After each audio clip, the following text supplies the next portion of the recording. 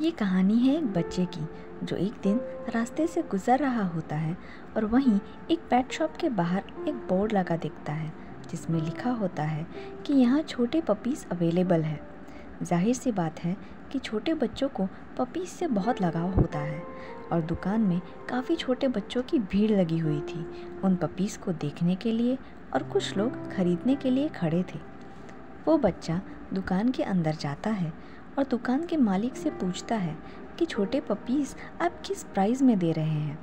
दुकान वाले ने कहा $50 के एक पपी है।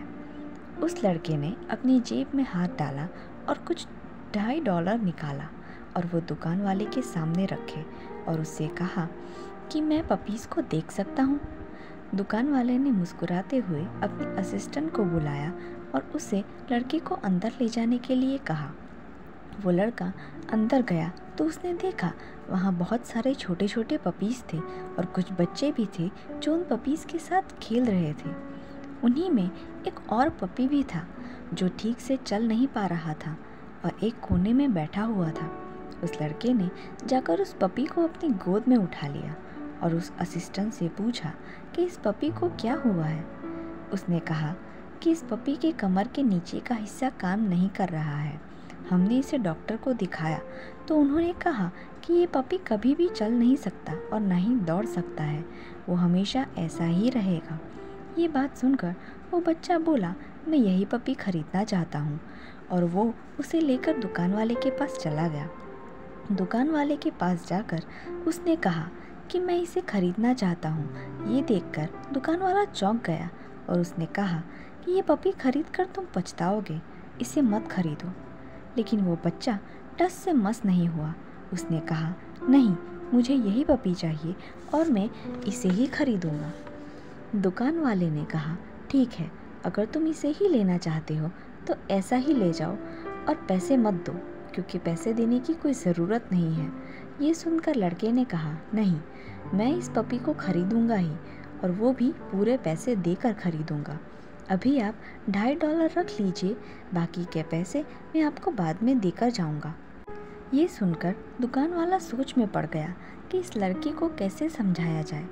फिर उसने कहा, देखो बेटा, ये पपी नहीं तुम्हारे साथ खेल सकता है, ना ही तुम्हारे साथ चल पाएगा और ना ही तुम्हारी रफ्तार से कभी दौड़ पाएगा। तुम इसके साथ कैसे खुश रहोगे?